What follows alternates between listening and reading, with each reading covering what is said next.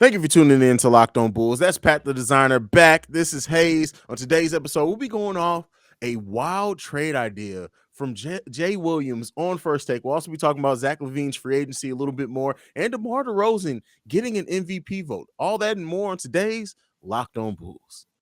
You are Locked On Bulls, your daily podcast on the Chicago Bulls, part of the Locked On Podcast Network, your team every day.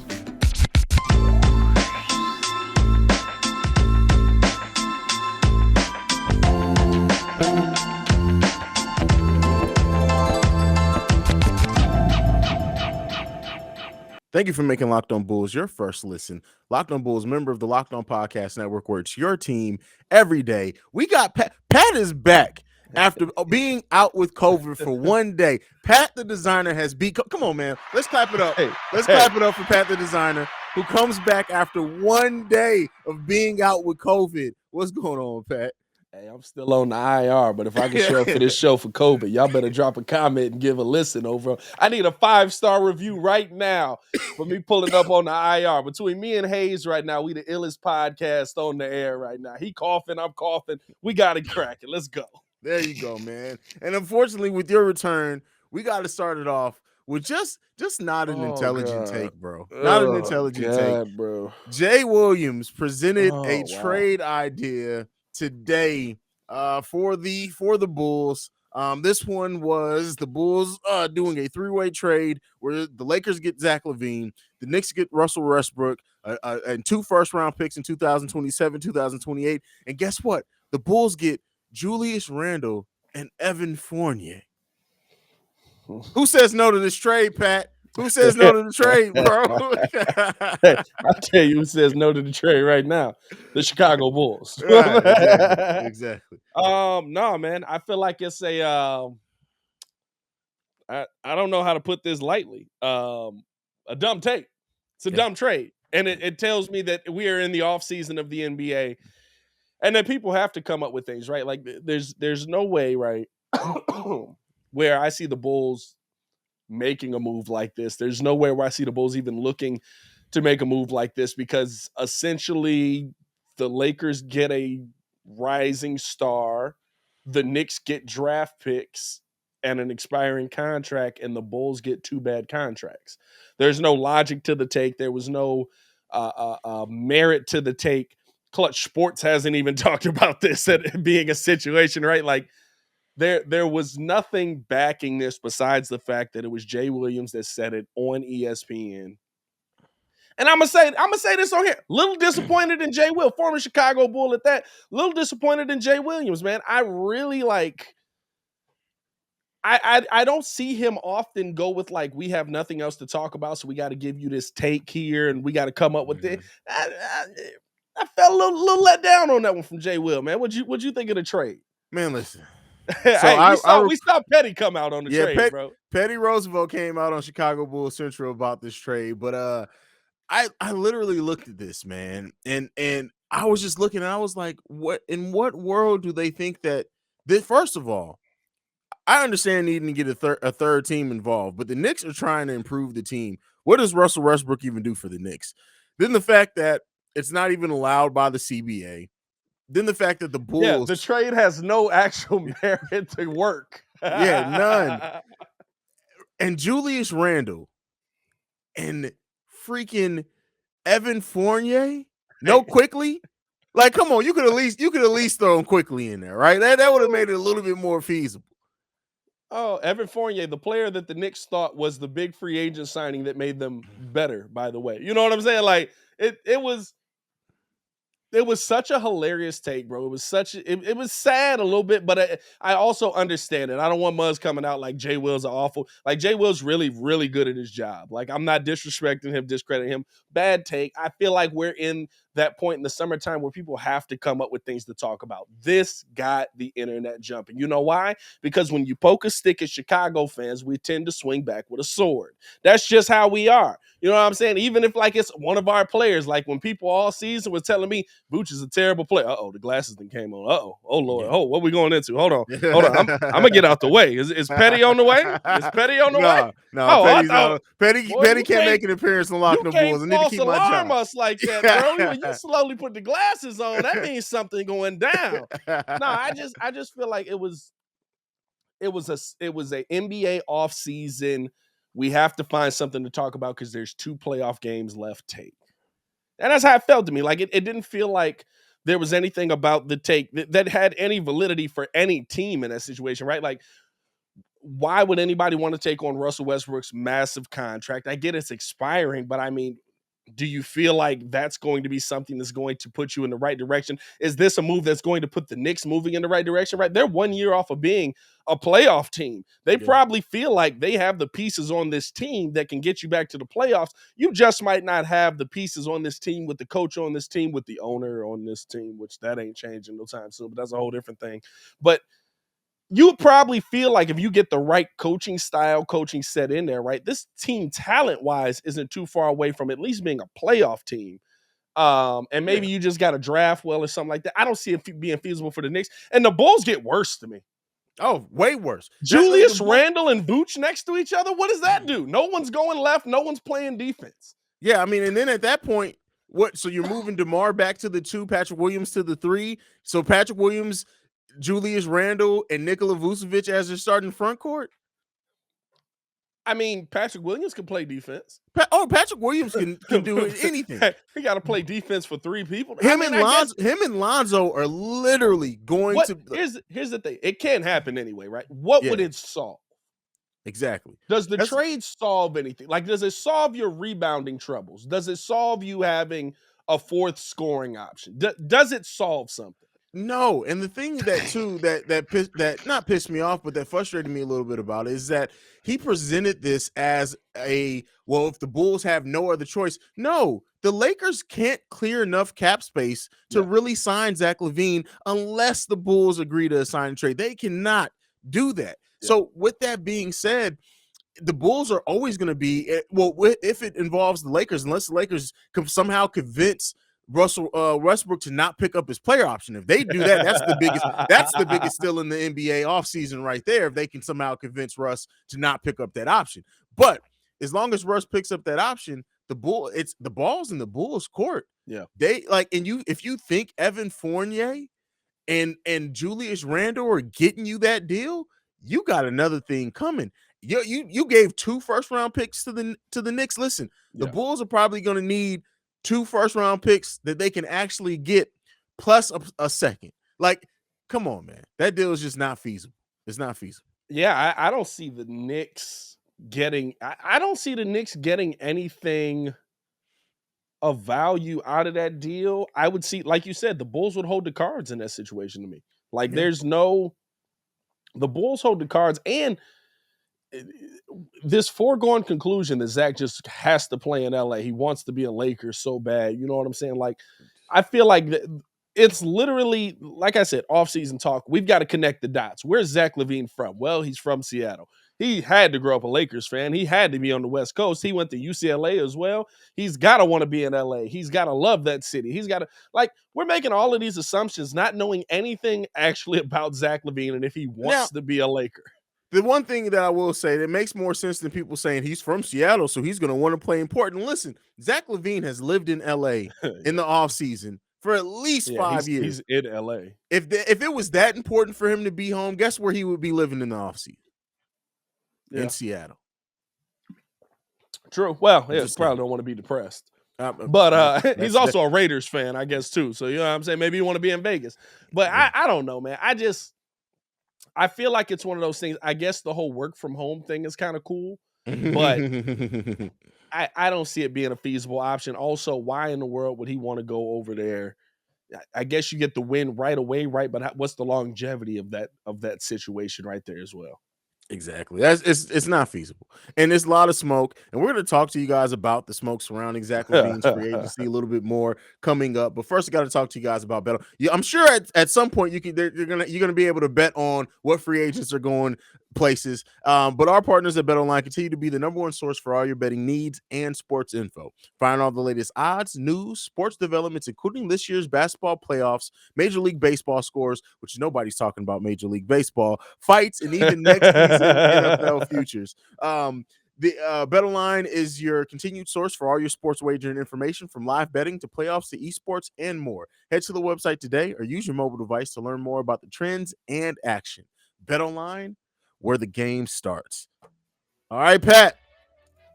There's going to be a lot of these type of articles, this type of speculation that all comes out in the next couple of months. Until Zach signs on the dotted line, I'm willing to say every single team with cap space, including a few contenders that I guess can make some machinations to make it work for Zach LaVine, are going to have rumors about Zach LaVine coming to them. Yeah. So what are you doing? What can we tell to our listeners to prepare for the summers of rumors? And unless the one thing that's going to change is if day one opening up on free agency, they announce Zach LaVine has agreed to extension with the Chicago Bulls. That's what I expect to happen. Mm-hmm. That's what I feel like we're going to see. That's what happens when you have a really good player on your team. Zach LaVine's probably the most coveted free agent in free agency this year. He can do the most. He can shoot the ball well. He can pass the ball well. He's very agile. We've seen that when he is healthy, he is a capable defender. Mm-hmm. There's a lot of teams out here that feel like they're a couple of pieces away that absolutely would love to get Zach LaVine in the building. It would come at a sign and trade, though, right? And I want Bulls fans to understand two things. Listen, the Bulls, it's been out there from Chicago, from AK himself. He wants to keep this core together. The Bulls are going to probably offer Zach 210. Now, whether or not that's what you want Zach in the building at, that's a different topic, right? But I feel like no matter what, based on everything he's gone through, based on where he's been, AK wants to keep this core together. He knows that a difference of 10 to 15 million might keep this core together. He's going to offer Zach LaVine 210. On top of that, is Zach LaVine going to want to take money somewhere else? Less money, much less money, 180. That's a whole different thing. But this is the thing, Bulls fans. It's okay. That's what happens when you have a really good basketball player. We are worried about losing a really good basketball player. That's what you want. This is what do you think? I mean, listen, like, I get everything that Brian has done with Clutch Sports and moved around and all that stuff. And when guys test free agency, they don't come back, all of that. Mm-hmm. Maybe he doesn't. But we have the best basketball player and we have the best cards in our hands. Yeah. Yeah. I mean, and the key thing is that unless something changes, unless, like, especially with the knee concern, you want to think that Zach wants the most money that he can get. Yeah. He also probably wants to win. He wants to be in the best situation because he's 27 years old, still really young. But when you get into the NBA, you want to be on a team that you can clearly see that path, right? That you don't say, hey, maybe if we can get this guy, maybe if we can get that guy. Yeah. And you also have a front office now that at this point has built up a reputation and a rapport with Zach LaVine that they've shown, hey, Zach, we're going to do what we can to build around you. Every season, off season, since we've been here during the season, we've done the moves that we need to do to improve this team. So yeah, the Bulls hold the cards. That's not to say that I can see a world in which maybe Zach LaVine is signed and traded. Maybe if Zach does just because, kind of like, I don't want to, because I don't see it happening on this level this offseason, but kind of like if you remember the offseason where KG, Ray Allen, and Paul Pierce came together. Yeah. They initially tried to trade for KG, didn't want to go there. They then made a deal for Ray Allen. KG waived his no trade clause, and it changed his mind. So is there a possibility that over the course of the offseason, the draft, that a team makes a move to free up some more space, maybe get another superstar in there with maintaining space, that then Zach and Clutch Sports look at it and say, you know what, we plan on coming back to Chicago, but listen, this team over here has made some moves. It's a possibility. I don't see it happening, though, just with the way that this offseason has looked so far, the number of free agents that are out there, unless it's a completely unexpected deal. I fully expect Zach LaVine to be back in the Chicago Bulls uniform. He's going to be back on the max contract. Like you said, the whole if he should get paid the max thing or not, that's a conversation for another day. But guess what? It doesn't matter what we feel about it because it's not our money. In the front office, you don't trade 4 first-round picks and not do what it takes to keep the player that you traded those 4 first-round picks to build around. That just wouldn't make any sense. And I think that when you're talking about where he's grown, where he's been, how he played, you have to look at seasons before and see how good he was when he was healthy. There's going to be risk with every player, right? Yeah. There's going to be management. There's risk with Joel Embiid. Guess what? There's going to be risk probably the rest of Ja's career after he went out with his knee injury in the playoffs. There's going to be there was risk for Russell Westbrook's career. There's risk on every single player that steps on the court and you pay hundreds of millions of dollars to, because these guys are hot commodities, right? But when you take on that risk, it's not a bad thing as long as you know what that player is capable of. We cannot forget what we saw from Zach LaVine for 4 or 5 years because of one injured season where, I mean, granted, whether it's clutch sports or not, but where it's come out that he played on 50% of a knee, something that I would think Chicagoans would love here. So, like, I feel like this is going to be a offseason filled with stories. This is going to be an offseason filled with dramatic changes, dramatic shifts. And the other thing that I want to point out too, right? Like, it's like you said in the last segment, the Bulls hold the cards. If Zach doesn't want to be here, it's not because the Bulls didn't offer him money. It's not because the Bulls didn't want him to be here. It's because Zach LaVine didn't want to be in Chicago. Mm-hmm. If that's his decision, that's his decision. And unfortunately, we have to live with it, right? It's not about the Bulls organization going the wrong direction. It's not about the Bulls organization failing, right? It's literally Zach LaVine didn't want to be here. And so if that's the case, he's probably still going to want his $210 million because of the knee injury. Like you said, hey, guess what? Now I got this player that's worth $210 million. What are you sending me back to get him in there if I'm going to send him to San Antonio or LA or New York, wherever it may be? You know what I'm saying? Like, the Bulls are in a really good position no matter what. We haven't been able to say that much about the Chicago Bulls, right? Like, the trade that got Zach LaVine here, the Bulls were in a horrible position because Jimmy Butler didn't want to be here. Well, you've said that before, but I don't think that it was Jimmy Butler didn't want to be here. I think he didn't want Fred Hoiberg to be here, and the Bulls chose Fred and didn't know how to build around Jimmy. But I fully think that if the Bulls would have fired Fred and offered Jimmy an extension, Jimmy would have stayed here. There was a lot of drama with Jimmy beforehand. Like, Jimmy got a little Hollywood. Oh, for sure. That's okay. Wade cultivated that. There was a lot of drama with Jimmy before the trade finally went down. I do agree that they didn't know how to build around Jimmy Butler. I think it got to the point where, and Stacey King said this, he said, don't be putting this all on Pax. Pax built a good team and went to the ECF. When Gar Forman took over.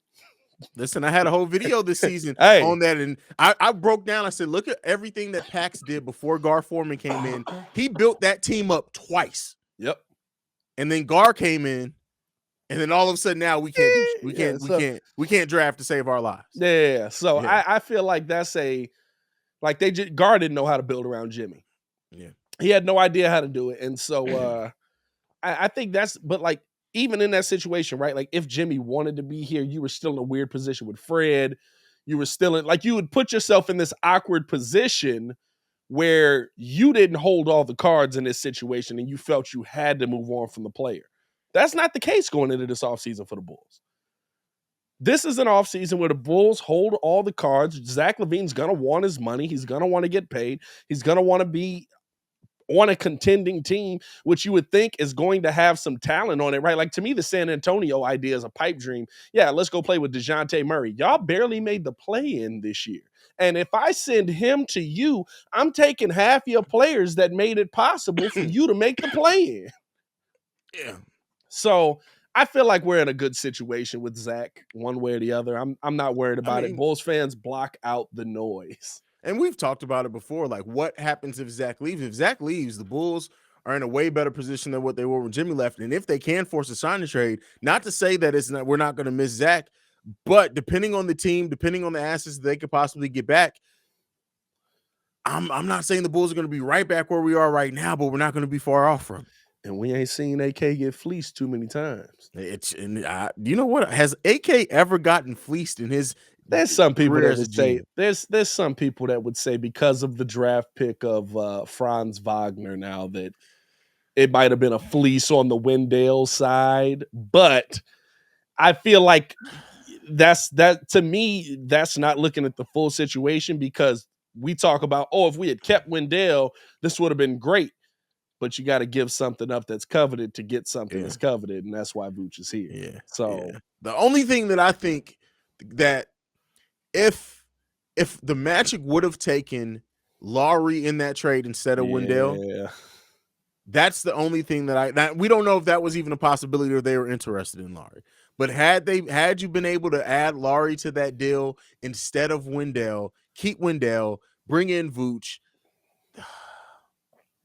You got to remember though, Wendell was playing god awful at the time. Yes, terrible. Like let's not like Bulls fans forget real quickly. Like they look at this season and they're like, he was great. Wendell was playing god awful. So that's a whole different conversation though, man. Hey, we do want to let you guys know that this episode is also brought to you by Rock Auto, man. Before we get into this final segment, we want to let you know this episode is also brought to you by Rock Auto. With the ever-increasing number of makes, models, it's now possible for your local chain auto parts store to stock all the parts you need. Why endure often pointless and seemingly intimidating questions like, is your Odyssey an LX or an EX? I don't know why I always make it a dude from California when I do that. And wait for the person behind the counter to order the parts on their computer, choosing only the brands that their warehouse happens to carry. And sometimes the warehouse don't even carry that. You have computer access to rockauto.com at home and in your pocket. Listen, you're saving time, you're saving money when using Rock Auto. Why choose to spend 30, 50, even 100% more for the same parts from a chain store or car dealership when you can get them at rockauto.com? Rock Auto prices are reliably low for every single customer, and they got everything you need: brake parts, tail lamp, motor oil, even new carpet. Go explore their easy-to-use website and find solutions for your auto part needs. Go to rockauto.com right now and see all the parts available for your car or truck. Right, locked on in there. How'd you hear about us section? So they know that we sent you. Amazing selections, reliably low prices, all the parts your car will ever need at rockauto.com. I had to get it out. I fought through it. Yeah, you got it out. You got it out. The last podcast alive. Kind of. Yeah, no, for sure. With the golfing, that's for damn sure. Hey, they could be roasting us. Oh yeah, they're killing us in the comments today. So last topic of the day. DeMar DeRozan received one MVP vote. This is one fifth place MVP vote that has him tied with LeBron James in MVP votes overall for this season. What do you think? What do you think that means for the season of DeMar DeRozan? Do you think that's enough acknowledgement? Do you think he would have gotten a couple of more votes had the season not finished so badly for him in the Chicago Bulls in the way that it did? What do you make of this one MVP vote as we're trying to read through the tea leaves for something for this season? I've said this on multiple occasions. The MVP is about the story. Jokic won while not having anybody and getting his team to the playoffs and playing great. Absolutely had a case for it. Mm-hmm.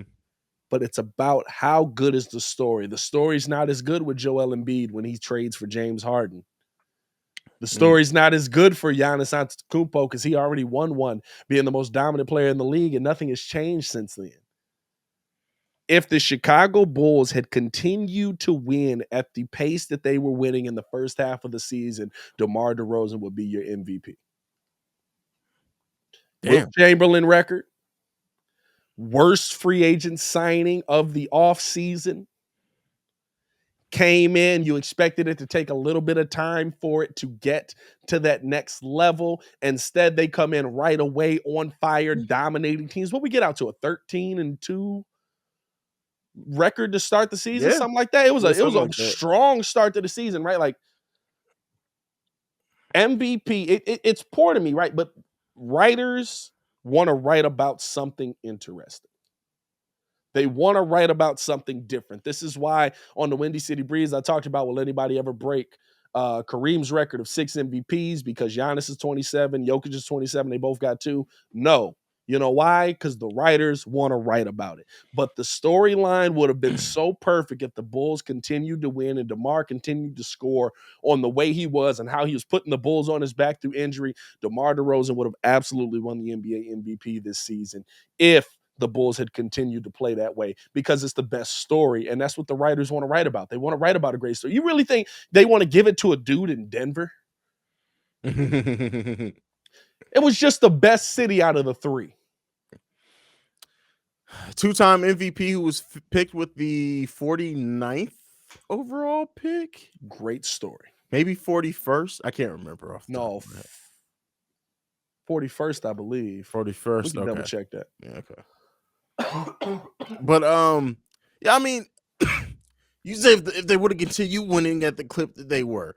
By that, so you mean when they were winning at like a 66% win percentage? If the Bulls went, say, 54, and I'm not doing math right now because of COVID. That's what I'm gonna blame it on. Yeah, I'm saying if the Bulls win 54, 55 games and they play well the entire time and they're competitive versus some of these top teams, right? Mm-hmm. DeMar wins MVP because it's a great story.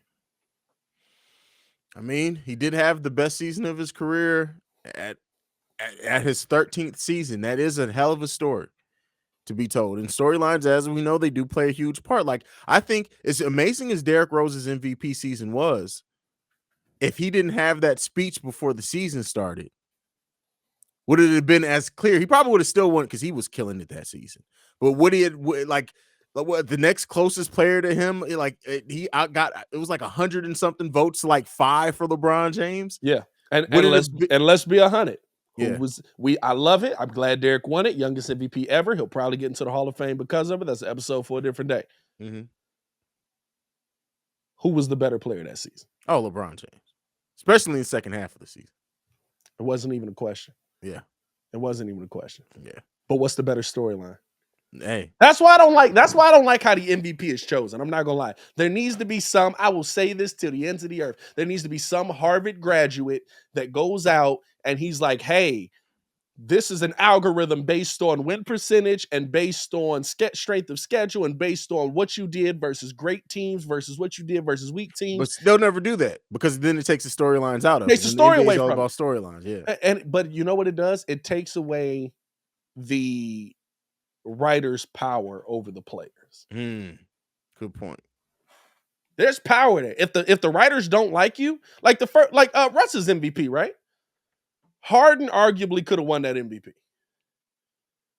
This is not Russ wrong. was the better story, and Harden was pissing everybody off that season.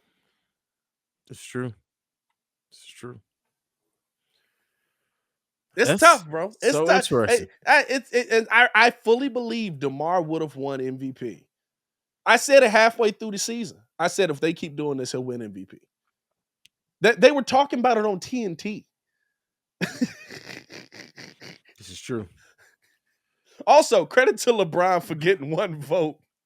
Why not making the playoffs? That's how dominant a player he is. They want the Lakers to be relevant so bad, man. Bro, when I saw a Jeannie Buss article come across my Twitter feed, I was like, listen. Who are you talking to right now? Man. Listen, I'm surprised Jeannie Buss even came out of her mansion to even give it. You know what? No, they came there. They were definitely interviewing her on the grounds of the mansion. Yeah. Jeannie, for sure. Yeah. Jeannie ain't leaving the building. Nah, she's not leaving at all.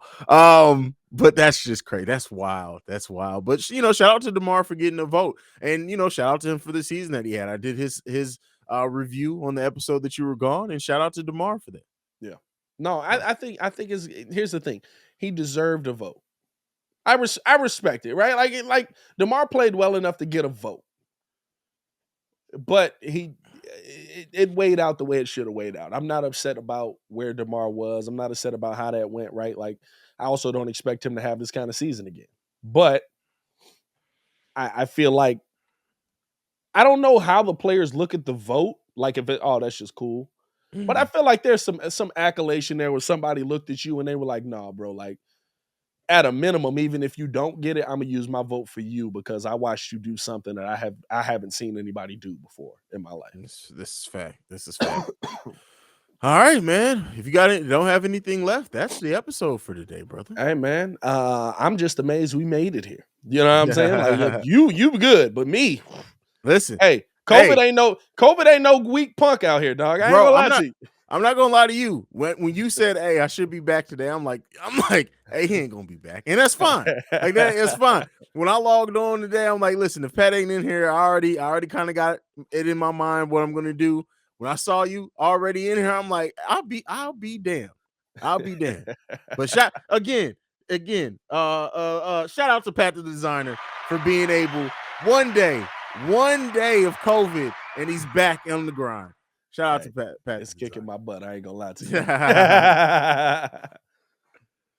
Oh man. Hey, follow me on everything though. At Pat the Designer, PATTHEDESIGNER. Yes, I did go to public school, which is probably why I have COVID. But they taught me how to spell. Also, follow us on everything at Locked On Bulls. We've been slacking on the IG a little bit lately. I ain't gonna lie to you. But the Twitter been busting. So follow us on both of them, man. We're gonna get that IG back popping too. This is how you can tell the age difference between me and Pat the Designer is because Pat didn't take the old school Flintstone vitamins. By the time Pat was a kid, they were gummies by then. You gotta have I had the chalk joints. You had the chalk joints? Where they had different colors for no reason because it was all the same flavor. Everything tasted the exact same.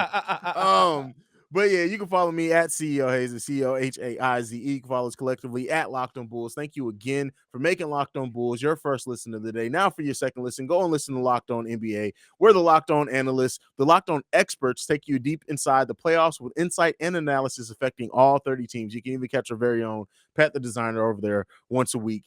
This has been it. This is Locked On Bulls. We love you guys. Be safe out there. Peace, y'all. Peace.